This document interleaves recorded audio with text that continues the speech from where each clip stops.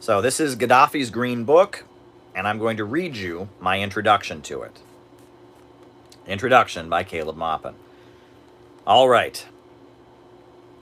The history of the African nation of Libya stands as one of the strongest indictments of imperialism and Western capitalism, as well as one of the strongest testaments to the strength of socialism. Prior to 1969, Libyans were a colonized people.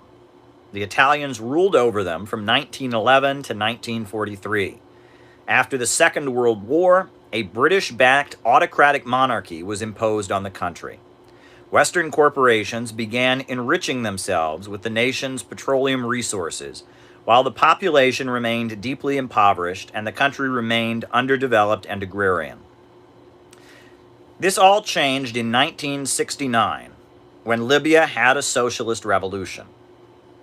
With the birth of the Libyan Arab Republic, and eventually the Islamic Socialist Jamahiriya, this impoverished country saw dramatic and rapid improvements in living conditions.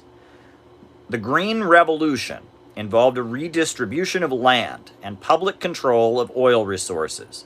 The new socialist government began to control banking and closely regulate the price of food and other necessities. This is from the Green Book. In 1969, the gross domestic product of Libya was $3.8 billion, but by 1974, it was $13.7 billion. And by 1979, it had grown to be $24.5 billion. Housing was guaranteed to the population, and shanty towns were replaced by modern housing units. The country was fully electrified, and illiteracy was wiped out. Public education was provided to the population, and new universities were constructed. By 1978, Libya had twice as many doctors and hospitals as it had prior to the revolution.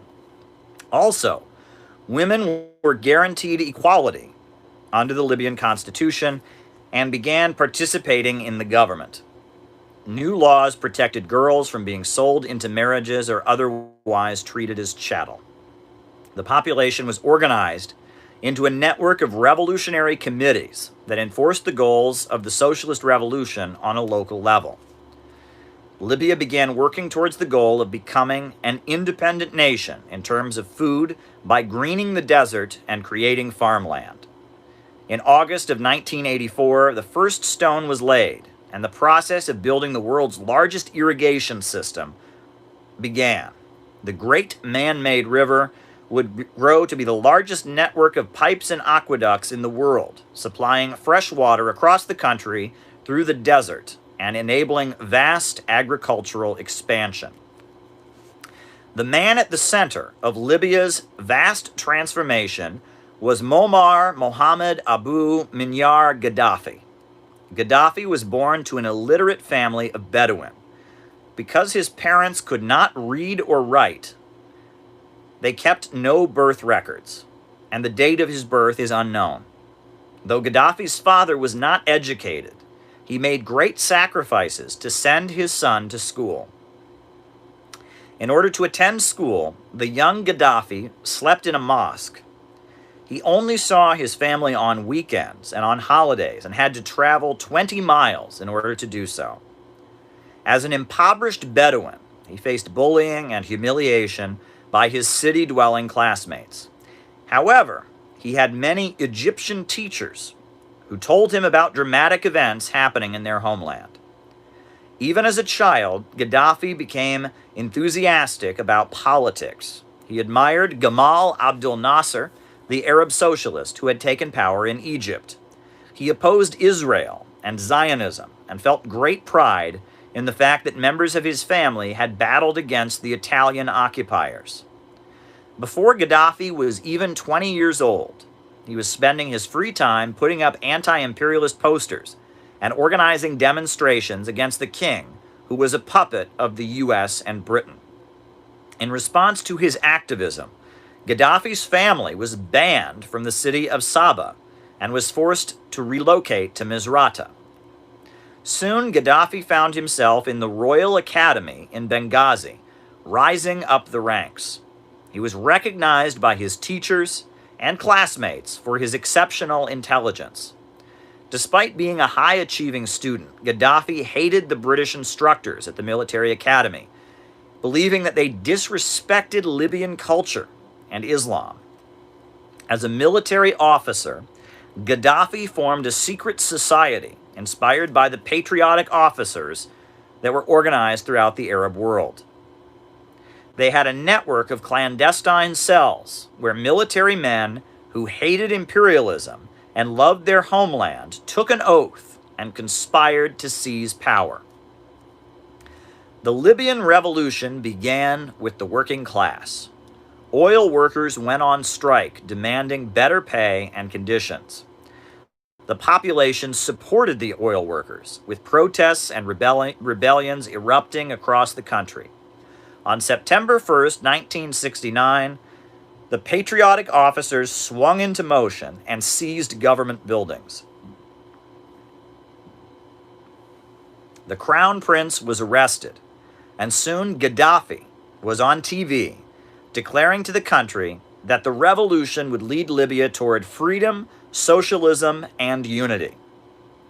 Of course, Gaddafi has been subject to extreme ridicule and demonization by the voices that represent the Western imperialists and capitalists that he drove out of Libya. They portray him much like they portray Kim Jong-un or Fidel Castro, as if he is some kind of ignorant buffoon with tyrannical powers.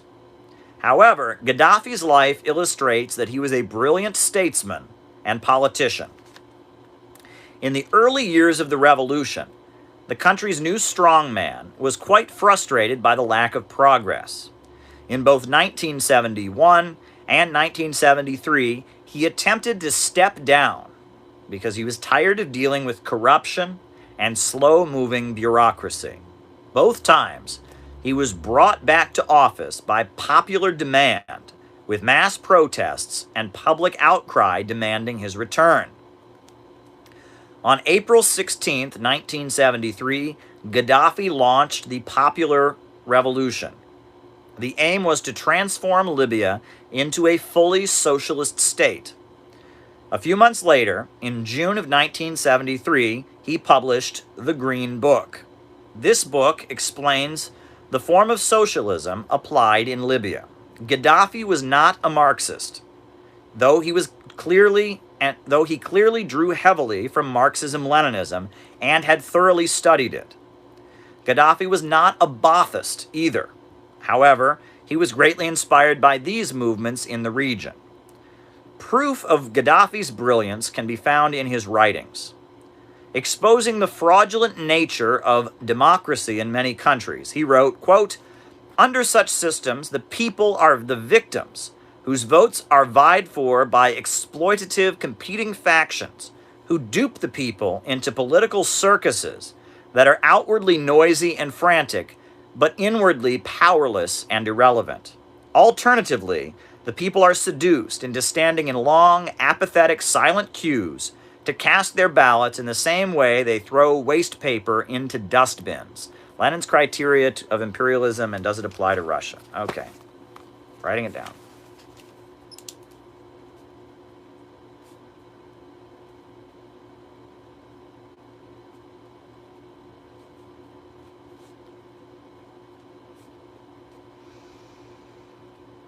Okay.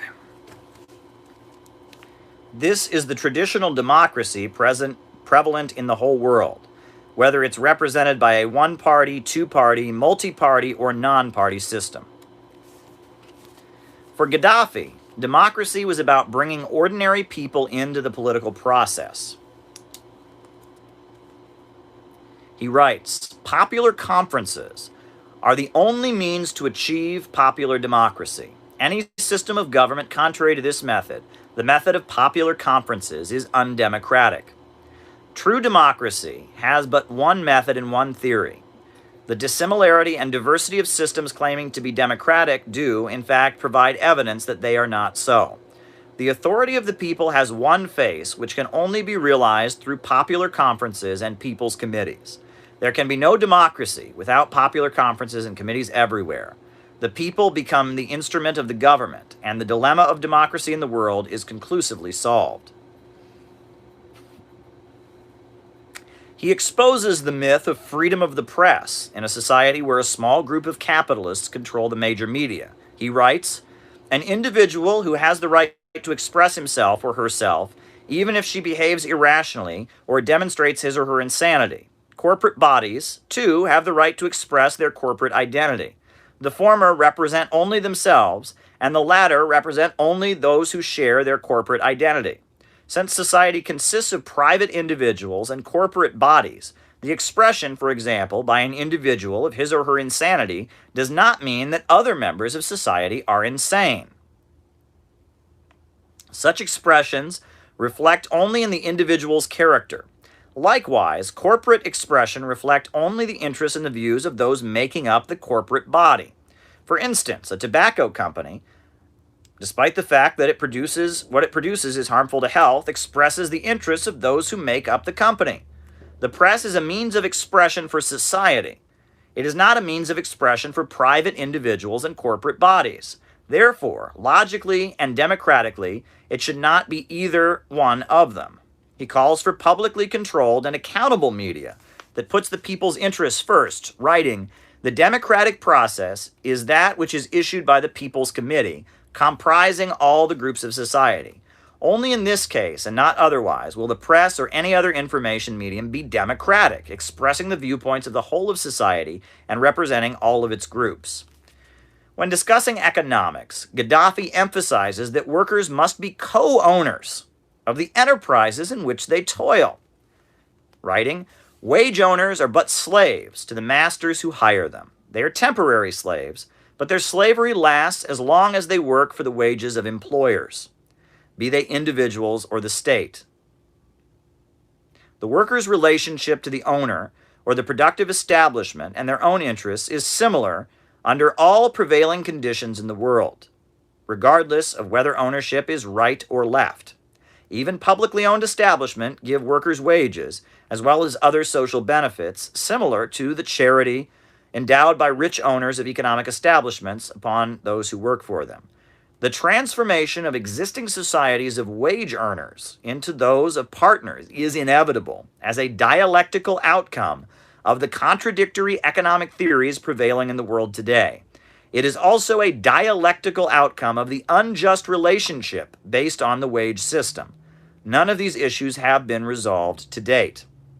Gaddafi's writings will remind American readers of Franklin Delano Roosevelt's statements about freedom from want and his description of the need to eradicate poverty. He writes, "The freedom of all human beings is lacking if he or her needs are controlled by others. For needs may lead to the enslavement of a person by another. Furthermore, exploitation is caused by need. Need is an intrinsic problem, and conflict is initiated by control of one another's needs." Gaddafi's third universal theory is a unique understanding of socialism. It rejects capitalism, but also opposes Marxism. It draws heavily from Islam and the collective traditions of Bedouin culture. Despite identifying with Arab culture, Gaddafi sees the people of Africa as the future. In a section of the book entitled "Black People Will Prevail in the World," he writes, "The latest age of slavery has been the enslavement of blacks by white people. The memory of this age will persist in the thinking of black people until they have vindicated themselves. This tragic and historic event, resulting in bitter feeling and the yearning of the vindication of a whole race, constitutes a psychological motivation for black people to vengeance and triumph that cannot be disregarded. In addition, the inevitable cycle of history, which also includes the yellow people's domination of the world when it marched from Asia, and white people carrying out wide-ranging colonial movements covering all continents of the world, is now giving way to the re-emergence of black people." Gaddafi also champions the liberation of women, writing, "There is no difference between men and women in all of the concerns of humanity. None of them should marry the other against his or her will, or divorce without just trial or mutual agreement. Neither should a woman remarry without such agreement or divorce, nor a man without divorce or consent. All societies today look upon women as little more than commodities. The East regards her as a commodity to be bought and sold, while the West does not recognize her femininity. Gaddafi's views on issues such as race and gender were amazingly progressive at the time he wrote this book. The U.S.-aligned autocracy in Saudi Arabia only legalized the act of women driving cars in 2018. Furthermore, contempt for African people and declarations that they are inferior remain widespread among U.S.-aligned regimes in the Arab world, even today. Gaddafi's views are certainly more traditional than those of the Western liberal activists in 2020, but the contents of this book were groundbreaking. It empowered millions of dark-skinned Libyans who were being treated as subhuman, and it also enabled Libyan women to participate in the governing process. The centuries-old practices of discrimination and dehumanization were significantly uprooted by having a progressive-minded Islamic socialist reformer as head of state.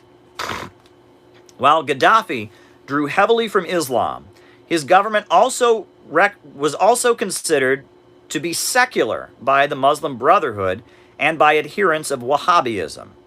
Religious minorities prospered in Libya, with Coptic and Catholic Christians openly practicing their faith. Despite being generally friendly to Christians, Gaddafi did make a point of converting the Tripoli Cathedral into a mosque as a symbolic victory over the European colonizers who built the church in 1920.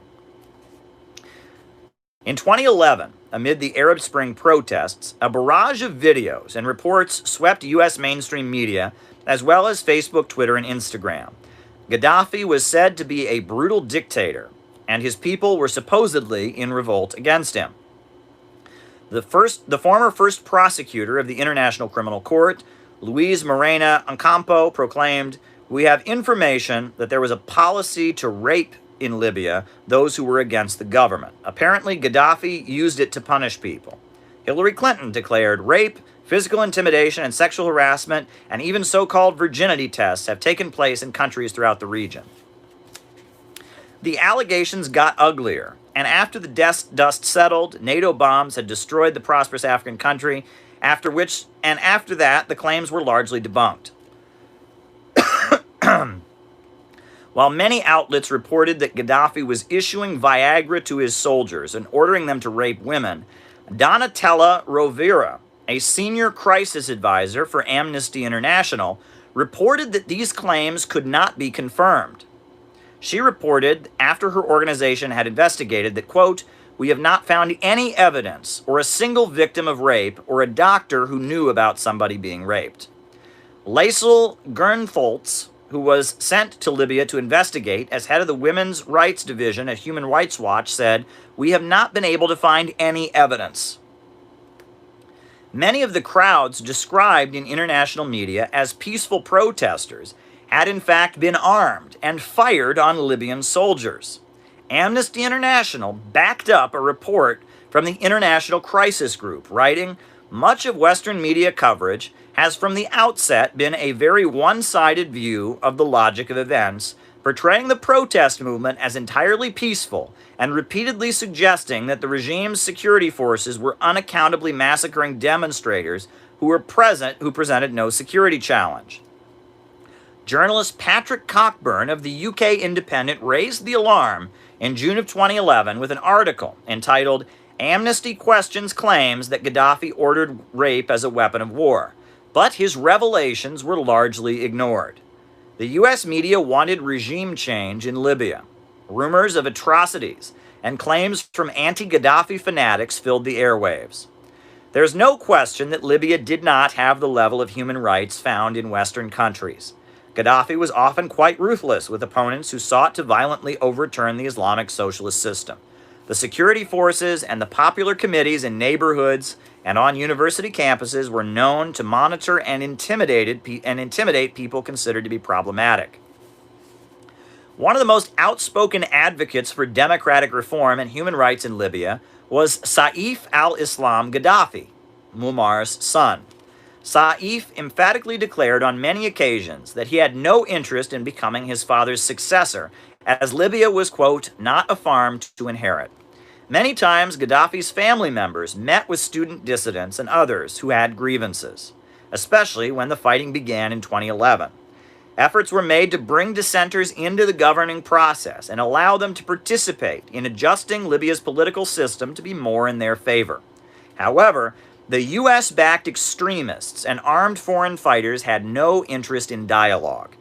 The war in Libya was not about human rights. Foreign fighters from across the Islamic world were pouring in for the purpose of overthrowing the socialist government. Reports filled the Arab media claiming that Gaddafi had a non-Muslim girlfriend and that he drank alcohol. Their main grievance was not that Gaddafi violated human rights or tortured his opponents, but that he was secular.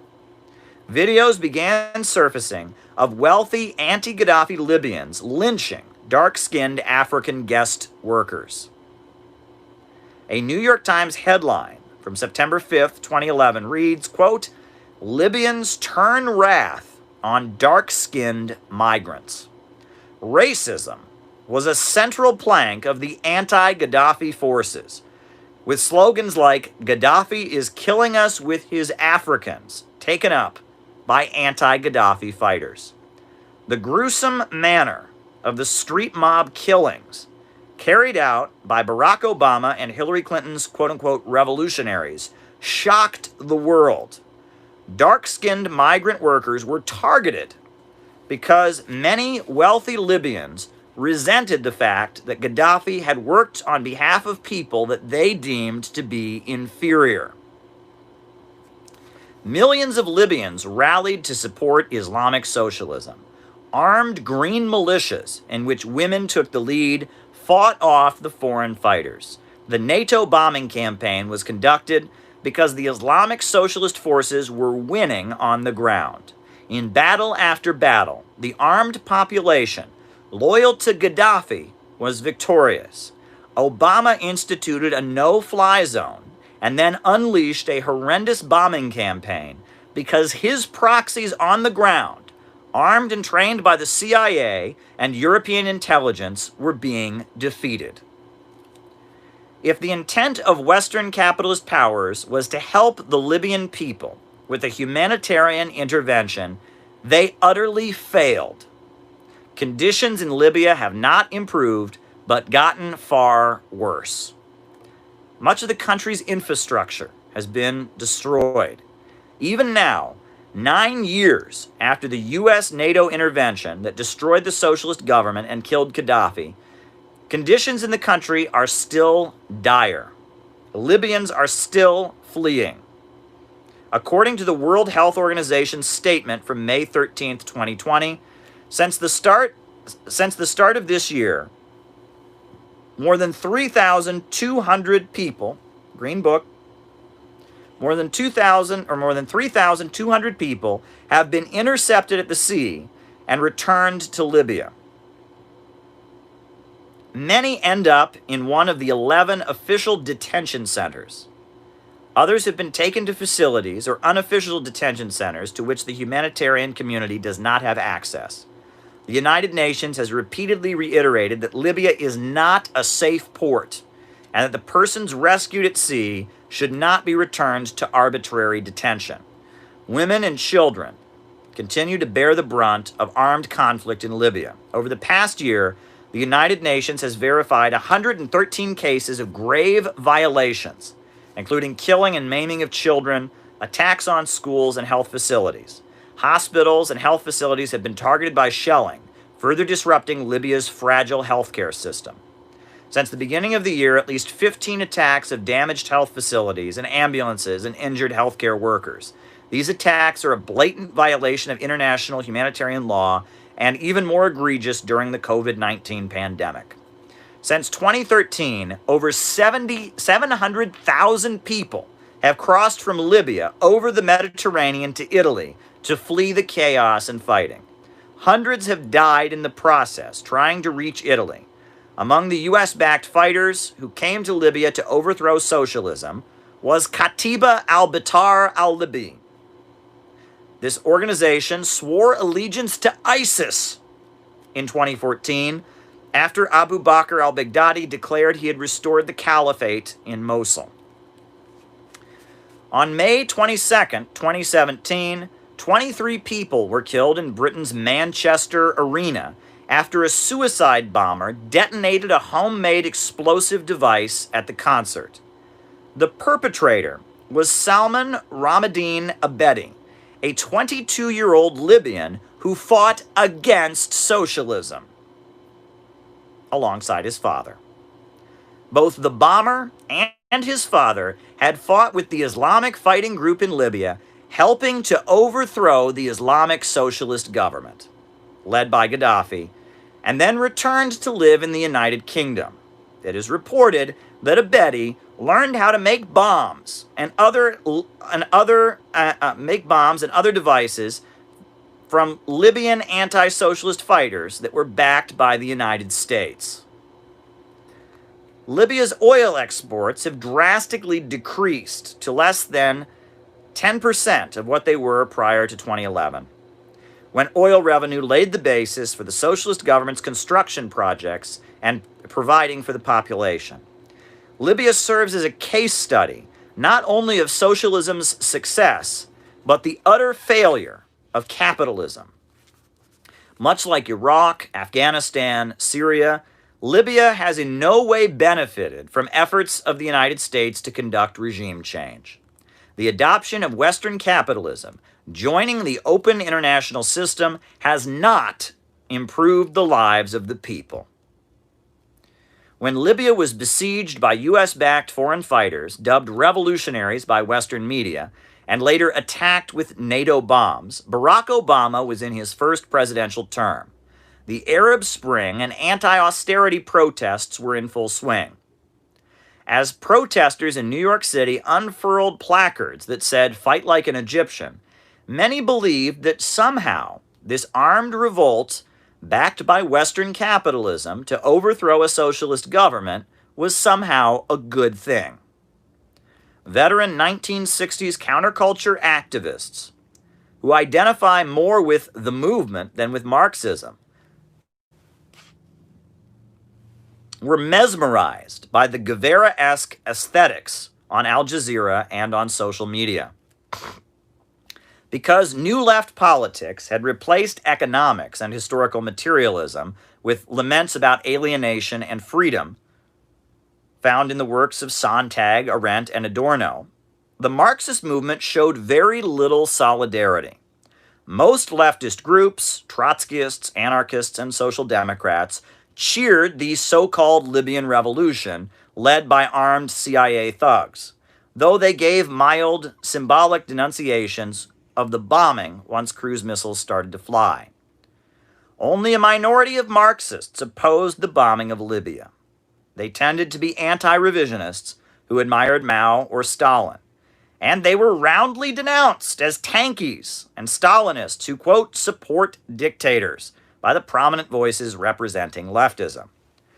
The strongest opposition to the bombing of Libya came from black nationalists. The Nation of Islam convened a rally of tens of thousands of people in Harlem, in which Minister Louis Farrakhan rallied the crowd to oppose the bombing. Congresswoman Cynthia McKinney visited Libya during the war and spoke strongly against the U.S.-backed regime change operation, as did former U.S. Attorney General Ramsey Clark. Even among those who opposed the bombing, a childish effort to distance themselves from Gaddafi was displayed. As the Libyan socialist government was fighting for its life and thousands were being killed, Joyce Chediak of the Workers' World Party wrote this analysis of socialism in Libya. Quote, "They are nationalist because they seek to develop their countries free of imperialist domination. They are bourgeois because they are ruled by an exploiting class of capitalists. Marxists support these governments against imperialism because they are manifestations of self-determination for the oppressed.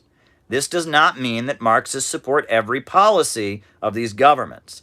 Marxists also recognize that these regimes have a, quote, dual character. You're very welcome, John Edwards. Bourgeois nationalists seek to push out the imperialists so they can better exploit their workers. But they have a common interest with the workers when imperialism threatens the country. These governments cannot consistently fight imperialism. However, only the working class can. Workers' World, May 11th, 2011. Did Muammar Gaddafi and the millions who joined with him to risk their lives and carry out a revolution and construct a socialist government do so in order to, quote, better exploit the workers? Who was it who made up the popular conferences and popular committees that laid the basis for the Libyan socialist state, if not overwhelmingly members of Libya's working class?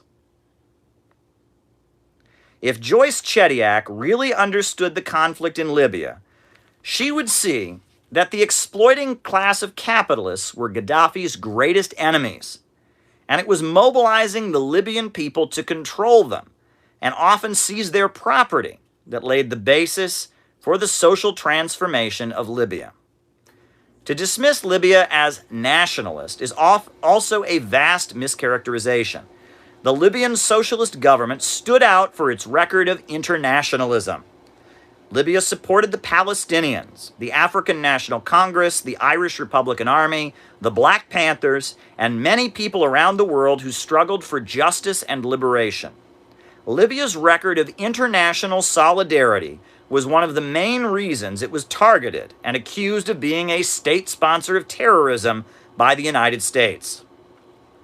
The underlying motivation for this statement, as the author can attest as a member of the Workers' World Party at the time of its publication, was an attempt to maintain credibility.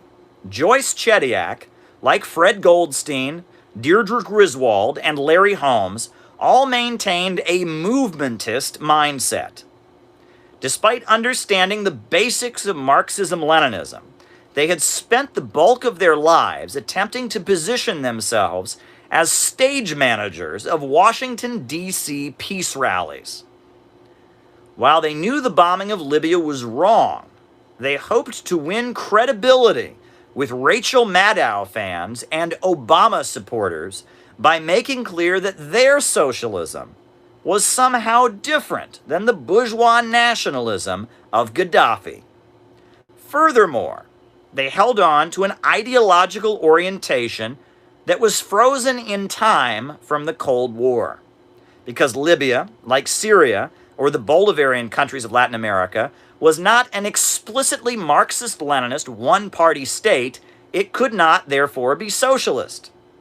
In short, these denunciations were issued because defending Libya's achievements or emphasizing the socialistic basis of the economy was not a winning strategy in recruiting from the movement of liberal activists. At the time, Gaddafi was being portrayed as a homophobe, a misogynist, and in some cases an Islamophobe in mainstream U.S. media. Obama's liberal, social justice-oriented administration was bombing Libya supposedly to liberate people from a demagogue. However, it never occurred to Chediak, Goldstein, Griswold, and Holmes to look beyond the movement, not just to oppose the war, but to build a socialist movement in the United States. Middle-class liberals are not the only milieu from whom socialists can recruit. On the day Gaddafi died, October 20th, 2011, this writer was in Zuccotti Park. Occupy Wall Street was at that point in full swing. In the park, the most prominent voices offered no sympathy for Gaddafi. Professional activists with liberal, social democratic, and anarchist perspectives were not the only perspectives represented in the movement, however. Many young people, unemployed from across the country, had come to Zuccotti Park to protest Wall Street. Midwestern and Southern youths, despite being ideologically confused and sometimes libertarian in their perspective, understood that Gaddafi was on their side. Among young people in Zuccotti Park, it was well known that Gaddafi had sought to create an independent African currency. an affront to the US dollar and the Federal Reserve bankers. Cynthia McKinney's documentation of the Obama administration's lies about Libya were well known far beyond the movement because right-wing radio host Alex Jones had featured McKinney on his program and given her a platform that movement programs like Democracy Now! Had not. The socialist movement in the United States, in the aftermath of the new communist movement of the 1970s, and most especially after the fall of the Soviet Union, had retreated from the broad masses of people. It occupies various safe spaces like academia, the labor bureaucracy, and middle-class pockets within the urban centers. It has come to see the broad masses of people as an enemy, and populism, i.e., attempts to mobilize the broad masses of people, as a great danger. However, the history of the socialist movement in the United States tells a very different story. The strength of Eugene Debs, the Socialist Party, the Communist Party, the Black Panther Party, was their ability to mobilize millions of people around a socialist program designed to improve living conditions and meet the needs of the people. Socialists did not become strong by embedding themselves among liberal activists, but by going directly to the masses and providing aid and leadership amid times of economic hardship. Leftist politics, where it has been successful in places like Libya, has always been populist in its orientation. Marx wrote about the proletariat and its struggle to seize the means of production from the bourgeoisie and organize the economy to serve public good rather than profits. The strength of communists has always been their ability to organize the most downtrodden in society by emphasizing class solidarity. Communists opposed racism with the slogan, "Black and white unite and fight." Communists were able to win millions of white workers to oppose Jim Crow segregation during the 1930s by explaining that racism hurt all working people and was a tool of the capitalist bosses. Communists did not speak of shaming and punishing people who held white privilege, but rather of the need to raise up all working people, giving special attention and priority to those who faced the worst discrimination. Gaddafi rejected Marxism, despite drawing from it and studying it throughout his life. However, the vast socialist movement he created in Libya that improved living conditions for the entire country. You should make an audiobook. That's what this is basically. I'll cut it. The vast socialist movement he created in Libya that improved living conditions for the entire country, mobilized millions into revolutionary councils and committees. Starting again, that paragraph again. Gaddafi rejected Marxism despite drawing from it and studying it throughout his life. However, the vast socialist movement he created in Libya that improved living conditions for the entire country mobilized millions into revolutionary councils and committees. Gaddafi vastly improved the status of women and dark-skinned Africans, and his revolution holds many lessons for socialists in any country, the United States included. The Green Book presented here is the primary ideological document written by a revolutionary who raised millions of people from poverty and created a prosperous socialist society. Prior to 2011, Libya was the top oil exporting country in Africa. According to the CIA World Factbook, Libya had the highest life expectancy on the African continent. It had taken tremendous strides to improve living conditions, granted people access to health care, education, and housing. The socialist state brought people into the political process with a network of popular conferences and committees and emboldened many who had previously been downtrodden. Gaddafi is certainly worth criticizing, and many of his statements and actions could be considered problematic. But there is no doubt that he was a successful statesman and revolutionary, and there is no doubt that the society he constructed was in fact a socialist one.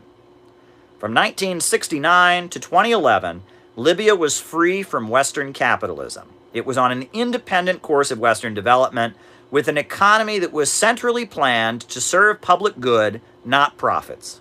The Green Book, presented here in the official Libyan government translation, because no copyright exists, is an important document for any serious revolutionary to understand. In our times, dogmatic ideological recitations are not needed.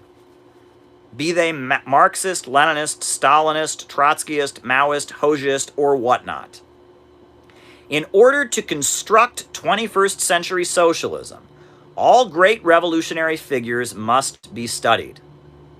All attempts to get beyond capitalism should be thoroughly investigated, and none should be blindly defended or copied. This book was published in order to introduce the millions of Americans who are becoming interested in socialism to the revolutionary government of Libya that existed from 1969 to 2011.